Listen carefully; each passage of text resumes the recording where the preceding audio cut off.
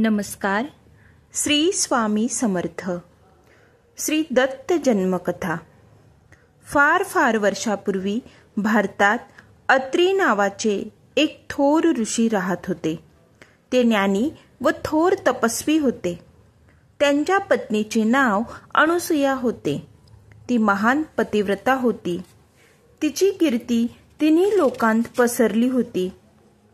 एकदा ब्रह्मा विष्णू महेश गोसावीचे रूप घेऊन अनुसूयेच्या घरी भिक्षेस आले. त्यांना पाहून अनुसूयेस खूप आनंद झाला. तिने त्यांचे पाय धुवून नमस्कार केले. जेवणासाठी पाने ठेवली. तिची सत्व परीक्षा पाहण्यासाठी गोसावींनी अंगावर वस्त्र न घालता जेवण वाढण्याची इच्छा व्यक्त केली. तिला खूप आश्चर्य वाटले. तिने ओळखले की आपली परीक्षा पाहावयास चक्क देवच आलेले आहेत. तिने आपल्या पतीचे स्मरण करून मनापूर्वक पूजा केली व तीर्थ त्या तिघांवर शिंपडले.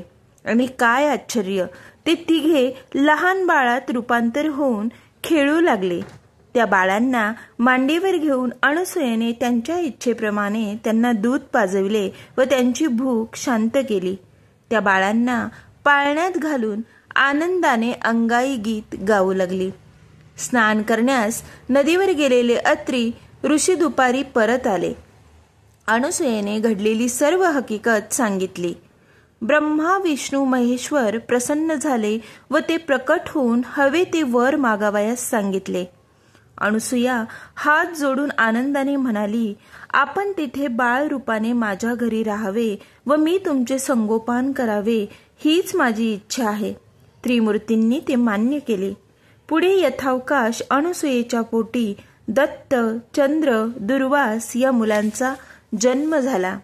ब्रह्मदेव चंद्र झाला, श्री विष्णू दत्त झाले व महेश्वर दुर्वास झाला.